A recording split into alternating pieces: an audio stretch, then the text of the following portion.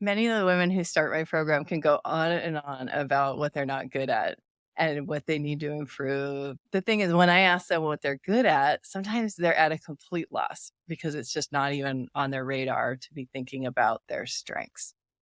If you've been struggling to build your confidence, this might be the reason. As women in the workplace, we are used to hearing a lot of critical feedback.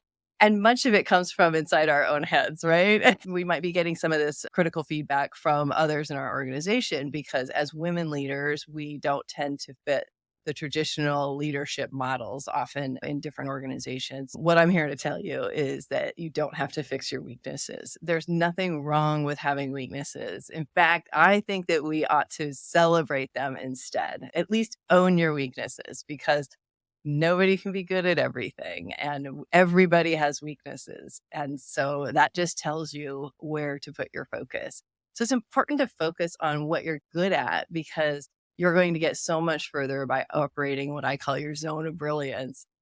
The stuff that you're really good at, where you shine. This is the best way to build your confidence. I'm Jill Avey, a career success coach, and this is Sister Smart Leadership, the show that explores how women can rise from director to vice president and beyond by fully leaning into their feminine energy as their biggest advantage.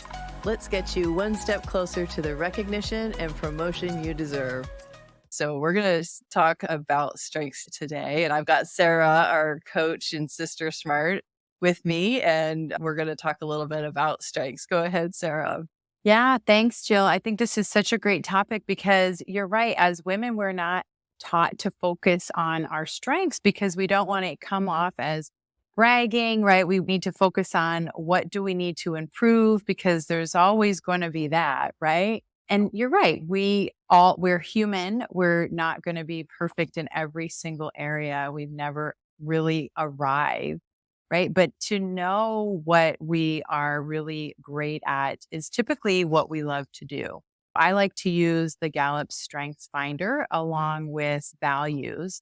And in the Sister Smart program, we look at that. And then it's what are those things that zone of brilliance, those things that you love to do, you know you're really good at, and you've gotten some feedback on that those are some of your areas of strengths. I think that's really important to focus on those areas because when we do that, we can really show up and thrive. And when we're working from that space, I feel like we can have just so much more impact. People want to work with us and for us when we're in that zone of brilliance. I just want to share this one client story that took the Strengths Finder, also worked on her values, and then used that in an interview for a global leadership role.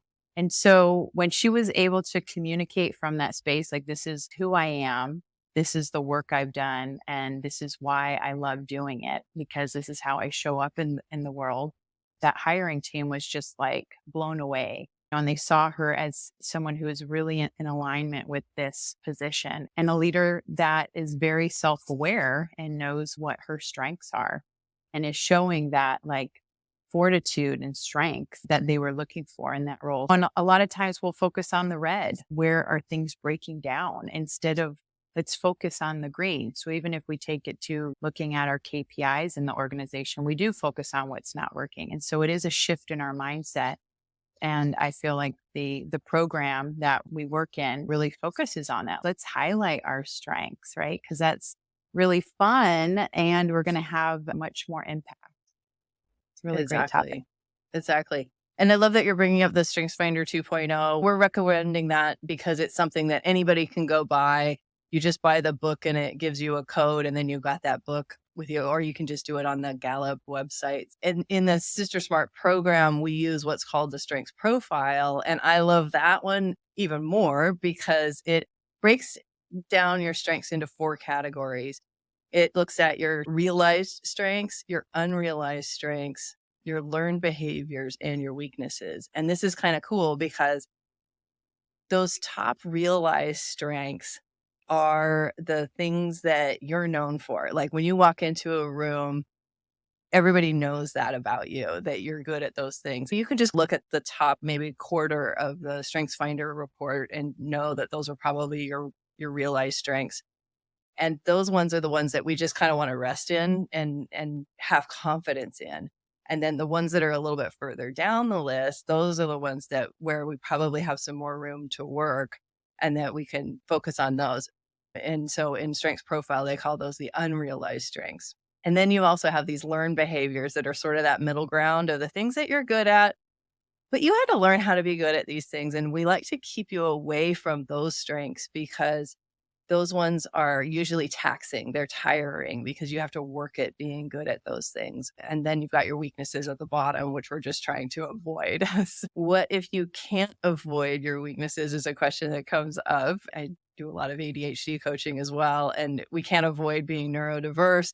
So what I talk about is we create scaffolding around that thing so it doesn't hold you back. We would really like to just not do the things that involve our weaknesses. But for example, I had one client who had some weaknesses that were really critical leadership skills. She had a weakness in self-belief, feedback, and narrator. And those are all things that you really need as a leader. She couldn't avoid these things if she wanted to lead at the higher level. So what we did is we worked out some frameworks that she could use to keep her self-belief high and give feedback that helped her relationships, not harmed her relationships. And then she worked on her storytelling skills so that she could improve those as well. She wasn't trying to become a storyteller at the Moth, like she knew the fundamentals of storytelling, and then she identified a partner in her company that was a great storyteller that she could run her stories by and get some tips so that knew she was at least doing kind of the minimum with her storytelling. It wasn't, it wasn't something that she was heavily leaning on, but she knew that her stories were, helping her. So, and then this worked so well. She worked on giving feedback in a way that was really helpful for her team. And so she learned how to use appreciative feedback. And this worked really well on her team of salespeople because some of them were 20 years or senior and they'd been in the territory for a long time and they'd had many managers and they were a little jaded. And, these were industry veterans that she was now leading, and they made great gains in even the first 9 months that she was in the job. And she knew that they were set to be the best territory for the year.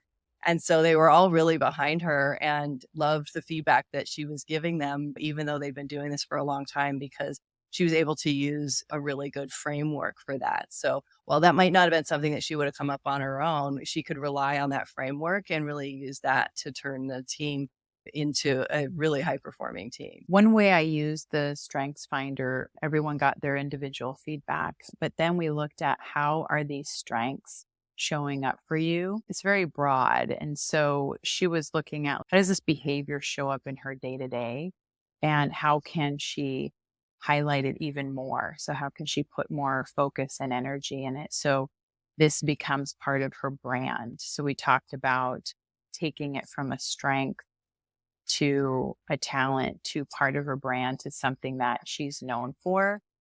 In order to do that, we also went back to her values. So we did some values work and aligned like her strengths with her core values. And then we explored how when we are in this space, that is that sweet spot, that is our zone of brilliance, when we can work in this space and feel our values being fulfilled in the work that we do. And so she added them to her resume. And then she wrote out how they show up in her work and the projects that she worked on and the impact that she had. And the more she found out about this position during the interview process, both the hiring team and herself were like, wow, this is really in alignment with my strengths. So it just pushed her up for, I think, being the ideal candidate. So this is just a recent experience with this client, how she used this tool. Because I think that's what she would focus in on more is like, where am I not performing? That was her initial tendency before partnering together. So it was a shift in her mindset, even like, okay, so I'm going to Yeah. focus in on my strengths versus what I need to work on. How did that change her job search? When you're in a job search, it can be easy to focus on what you're not good at and what you don't have enough of. And then it makes Yeah. people want to go out and take a class, so that Right, they right. can And get do a something they're not. certification, another Yeah. certification. Right. So she was able to see herself in the position. She was feeling very stuck, and this is what it is, and like making the best of it. And then by doing this work, she was able to see, I can do this. I actually can make this leap. I actually can be in this role. It helped with just her mindset shift, that to see that zone of brilliance and really align the work that she's doing with something that's one of her values, one of her strengths. So I think it helped her to see the statement of work and the position in a different light. It took a little bit of time, but now she sees it as, this is what I'm meant to do right now. Yeah, And so to be able to that's really take cool. that mindset into an interview, like, just showed a lot of, by focusing on her strengths, like how strong she is. And she does have the experience for And this think of role. how much more strongly you're going to present yourself as a candidate when you're coming in as, here's my strengths versus, do you like me and am I good enough, which so often we feel like we're auditioning for something, and Right. versus, hey, here's what I have, is that what you need, and that's a Yeah. different conversation. Yeah, it creates a level, more of a level playing field, because then it's a dialogue of, what do you need? And this is who I am. And is there a fit? Always recommend when people do the strengths finder, there's a less expensive $20 version that's just your top 10 strengths. But I always recommend that you go for the full 34, because that gives you the real big scope of what you're good at, that top 10, but also these bottom ones. And I really like to just encourage people to avoid the stuff that we're not good at. Like, we're so often beating ourselves up, trying to be something that we're not. We're never going to be it. And, well, let's just embrace that and say, hey, I'm not a detail person.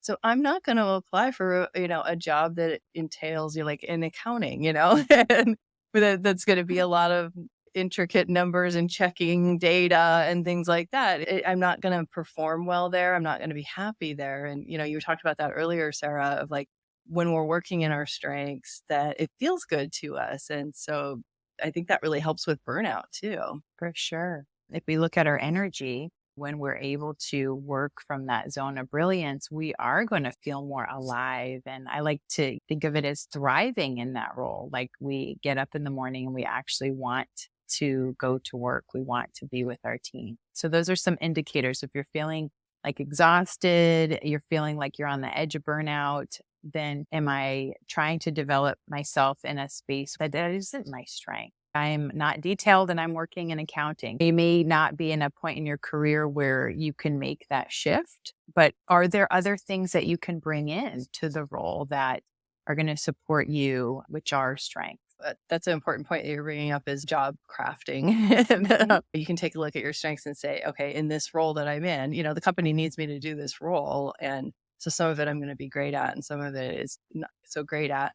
Are there other people that I could delegate that to? And if not, how can I get this done otherwise? Or what I always love is to use accountability partners. So that might be a buddy that I do something with, or sometimes even just saying, hey, one of the things that, like, I struggle with in my own business is doing the bookkeeping because of this detail orientation problem. And so every month I have a buddy that I get together with for an hour and we do the books. And so it gets it done and it makes it fun. That's never going to be my role. And that's something that I could potentially delegate as well. But I've chosen to keep that because it's something that I want to stay in touch with. But yet that's what I call the scaffolding, is that partner that will help me with that. And so I think it's really great to be able to co-work with people when we need accountability. It's a tool that I use a lot of. Yeah, that's a great practice. Yeah. Are there any other ways that you recommend for people to be able to deal with their weaknesses without trying to change them? Especially if it's something that you need to do in your role and you know it's a weakness. I always recommend looking at, like, how could you invest in yourself? Typically, we have some type of budget, right? So, is there any type of development that would be fun for you to develop in that area? So, to kind of shift it from being like a weakness, something like, I don't really feel good about, but is there any type of training or coaching or mentorship so that as you develop into that space, it could be a fun experience for you. That's a great way to look at that, Sarah, because just going back to my bookkeeping example, I found a method of bookkeeping that works really great for entrepreneurs that's not that detail oriented. And so that was something that I could go out and learn how to do that really made this not such a weakness for me. It's still my weakness. Like it's never going to be my strength, but it helped the whole situation drastically. That's for Yeah. sure. Yeah. And it sounds like there is some kind of activity ritual, like if you value relationships, you're doing it with someone. So, right, thinking about your values and how can you bring that into maybe that activity. So it's a really creative solution to still stay close to that one activity that's important to grow in your business. And I think it's also important that we own our weaknesses to other people. We can say, like, hey, that's not what I'm great at, but this is what I'm great at. And this is what I want to focus on. These can be in discussions with your manager when you want to change your job description a little bit. These are ways that you can make your case of really owning the weakness, but in tandem with owning that strength, I think is a really important thing of making sure that we're communicating both of those things out together. I also have found some clients really hesitant to own their strengths. Maybe they're coming from a place where they're really not feeling confident. And this is one of the first things we do in the program. So a lot of people come in with very low confidence, and we build a lot of confidence in our program. And so I even have people make flashcards with their strengths and take a look at one strength every day and really sit with it for a minute and soak it in and own that baby and know that this is my brand. This is what I'm good at. This is what I'm about. And so that can be a really helpful practice as well. And I also love the practice of looking back over your work history and pulling out those successes and then digging in a little bit into those successes and go, okay, so what was a strength of mine that helped me make this large impact? And write it down, put it in your office somewhere so that when you're looking, at the calendar or things, you can see that. And it's a really great reminder of who you are and what you bring to the world. That's fantastic. I love that one.